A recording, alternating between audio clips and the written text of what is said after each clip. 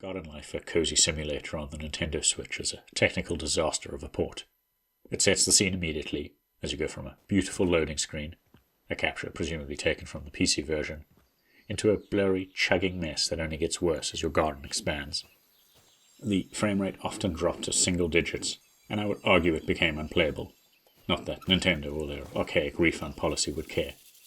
It's a depressing outcome, as while Garden Life, a cozy simulator, is not particularly novel in the genre, it's perfect for short sessions on the Switch, with a charming premise, cathartic gameplay loop, and minimal time pressure. There's a freeform mode that lets you create and tend to a garden without any narrative-based progression blockers, but I found the story mode added some much-needed motivation, and gave me time to learn the ropes. You take on the role of a new community gardener, after the sudden and tragic passing of the couple that tended to it for years. The rest of the village, who want to integrate the garden into all aspects of village life, guide you at first, and then start making incessant demands. The villages that assist you are diverse, albeit somewhat cliched by modern standards. Think quirky in ways you've seen 100 times before. That said, some narrative context adds a lot to games designed around busy work and time management.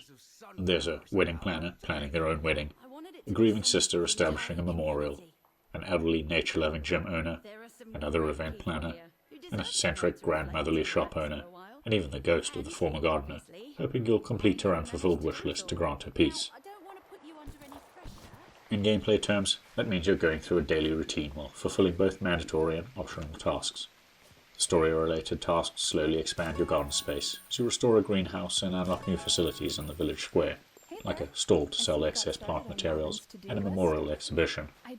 Repetitive optional requests, which come thick and fast once you've met all the villagers, make it easier to buy more seeds, tools, and decorations. As expanding the number of plant species and colour variants is essential, you'll also need to keep an eye out for new seed mutations over time, as you can't find them all in the store. As a gardening sim with progression and crafting elements, you'll start by manually clearing weeds and dumping them in the compost bin, planting seeds, spreading fertilizer, and watering with a can you need to refill frequently. Then you'll collect flower cuttings, create bouquets, and use materials to craft flower trays or decorations at the crafting table. Once you've unlocked new facilities and earned enough florins, by completing tasks or flogging excess cuttings, bouquets, and seeds, you can automate many processes. Bug hotels keep insects off your plants, sprinkler systems keep them watered, and a little weeding machine churns out compostable waste once done with the weeds. As your garden grows, time management becomes more of an issue than tending to it, as you find yourself running between storage shelves in the shed, multiple garden zones, the greenhouse, and the village square. Thankfully, Garden Life, a cozy simulator, simplifies or ignores many real-world considerations. Days pass quickly, and seasons change every 30 game days, but there's never a time limit imposed on tasks. Flower cuttings and bouquets will never wilt, so even if you mess up your garden layout, you can slowly build up the required amount rather than planning around a single harvest. Plants can die if you forget to water them or remove pests, but they grow from seed within a day, and sometimes bloom twice a day for harvesting. Garden Life, a cozy simulator, is ultimately a game about busy work and optimization, just with the more frustrating time management element stripped out. There are some minor issues that build up over time, like how you always manage composting manually and you can only ever collect flower cuttings using the secateurs.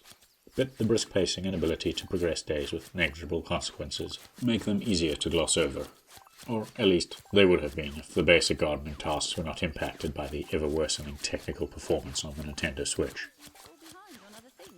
Between the cute premise, brisk gameplay loop, and budget pricing, I would recommend Garden Life, a cozy simulator on any other platform.